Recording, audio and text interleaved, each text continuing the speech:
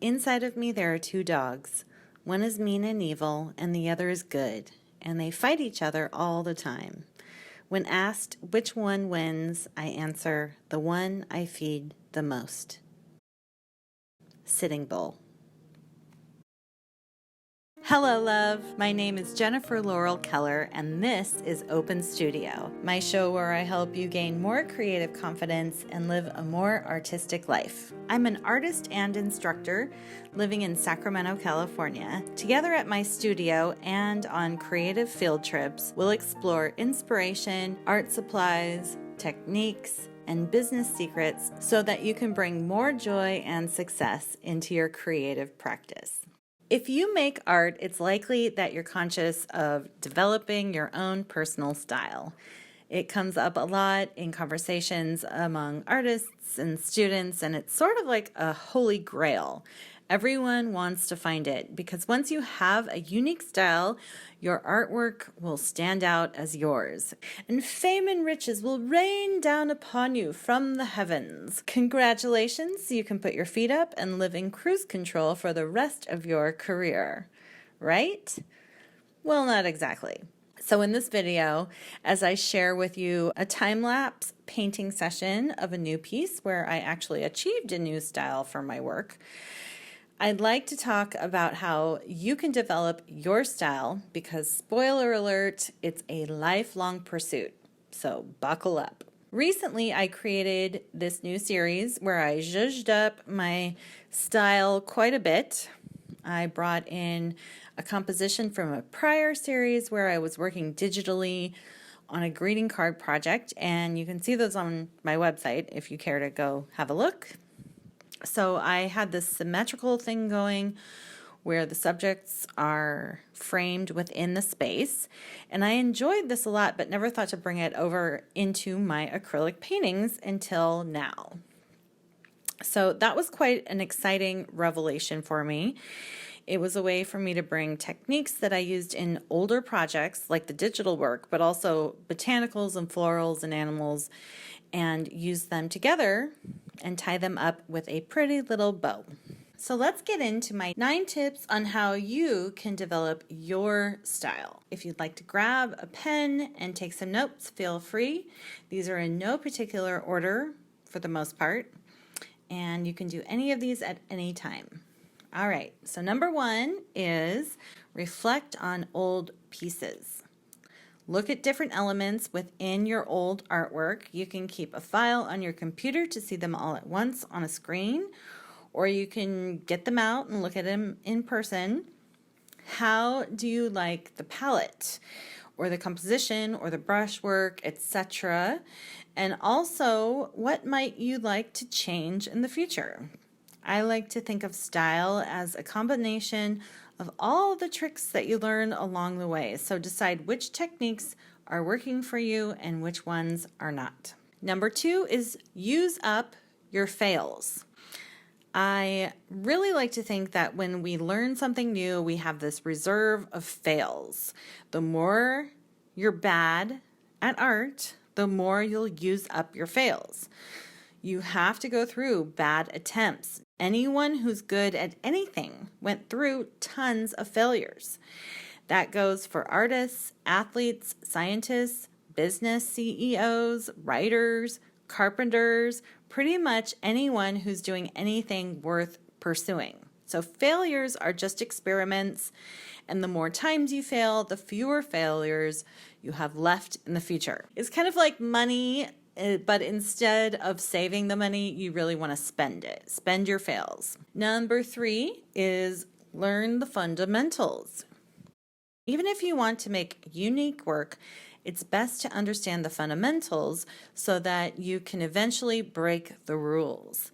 Examples of the fundamentals are brushwork, light and value, perspective, texture, depth, composition, color, and you might want to get some instruction at this point. So if you need help, I have a great color theory and color mixing class called Color Quest that I'll tell you about at the end of this video, so stay tuned for that. Number 4 is practice, practice, practice. Now that you're making decent looking work, Your skills will be committed to muscle memory and become second nature.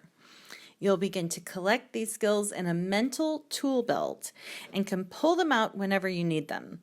This collection of skills is the beginning of developing your style. They will weave the tapestry of your unique work. Number 5, look at the work of several other artists. You can save images to Pinterest or make a mood board that you have hanging in your work area, and you can also collect images in an art journal. But pay attention to what techniques, materials, colors, and subjects you're drawn to, just like how when you looked at your own work.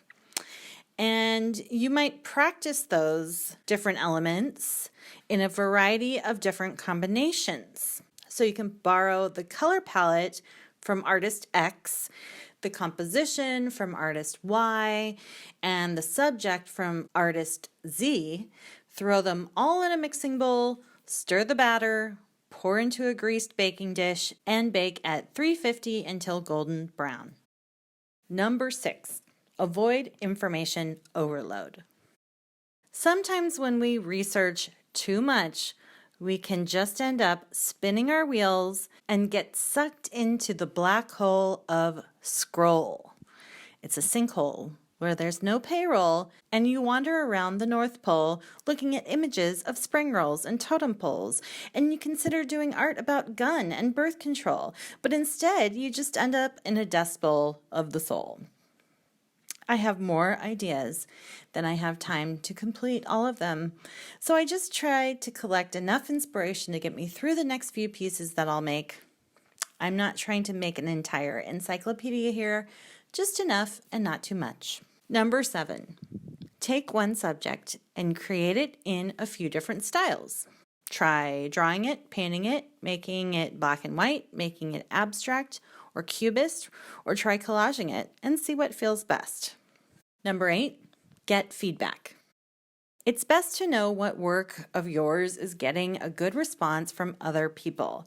You can get the opinions of your friends and family, but I don't advise that as much as posting to social media and seeing which of your pieces get the most likes and comments. And then there's my personal favorite, which is to ask your artist peers, because they know what it's like and they have the vocabulary to really get in there and help you. Just be sure to take advice with a grain of salt.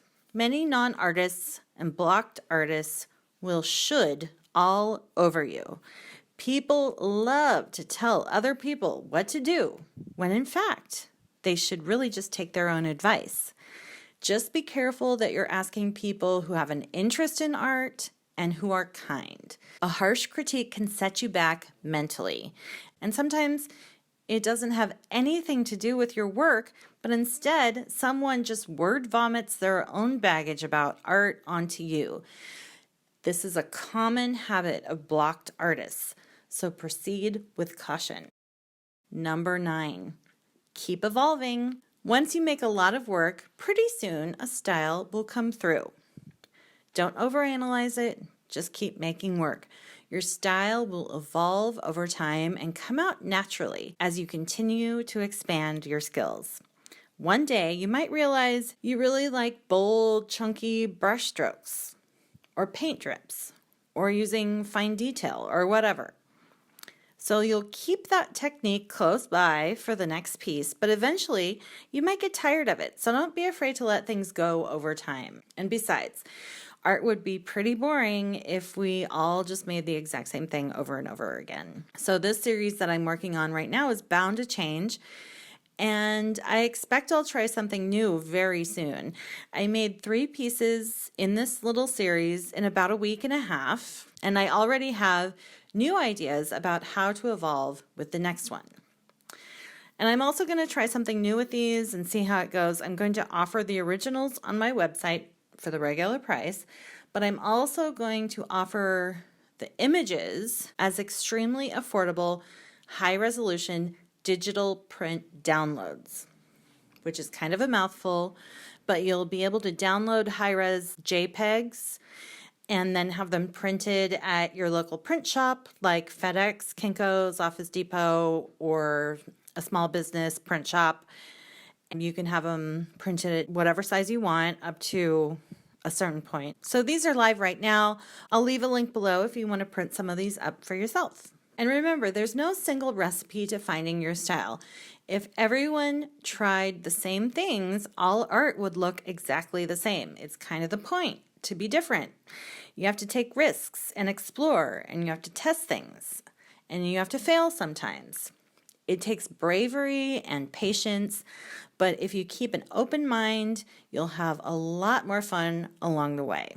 So I hope you enjoyed these recommendations. If there's one takeaway I want you to get from this video, it's that you have to practice and make a lot of stuff. So have fun.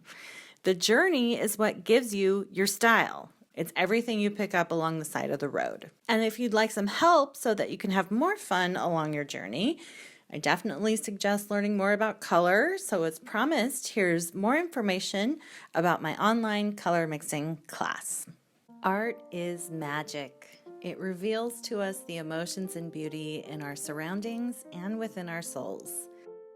It can inspire and relax us, make us laugh and cry, and is worth 1,000 words. Every artist wants to capture the essence of the scenes in our work, but when it comes to color mixing in your art, it might seem like something's missing. Maybe you seem to be running into muddy colors, or perhaps your paintings seem to lack dimension and end up feeling flat. Or possibly you're not quite sure how to start or which paints to buy. The paint aisle at the art store is a big place, and there are so many choices which can be a little intimidating. If this sounds familiar, it's likely that you need more information and practice with color theory and mixing. And the good news is that I can help. My name is Jennifer Laurel Keller. I've worked in the arts for over 20 years as a painter, teacher, a frame designer, and I've also worked in art supply sales and art galleries. What I've noticed from talking with artists, as well as in my own career, is that things can get out of control pretty quickly when you don't know how to get the right colors. Some people think that they need to buy all of the colors because they're afraid to mix at all, and other artists try and save money, but the colors aren't very compatible and they end up wasting paint in the end. I had to learn and work on my practice to be able to mix the right colors, and I've seen countless students be able to do the same thing even when they thought they couldn't do it in the beginning. In my online class, Color Quest, I share all of my secrets to color mixing. You'll learn how to pick the right paints from the art store, save money on paint that you can mix yourself, mix vibrant colors that you can use in all genres of work, from abstract to landscapes and portraits, bring amazing light and shadow into your work, create beauty that will connect more with your audience and possibly lead to sales if that's what you want. And your painting sessions will be so much more fun because you'll be mixing colors that make more sense and that you'll be proud of. So stop guessing about color mixing and end the frustration. All you need is 4 tubes of paint, 1 brush, a palette, and some watercolor paper.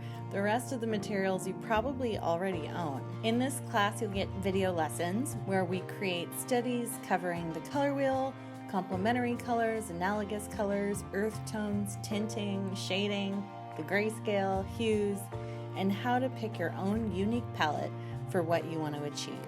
In the end, we make some abstract art to loosen up and play with everything you've learned. Anyone can take this class.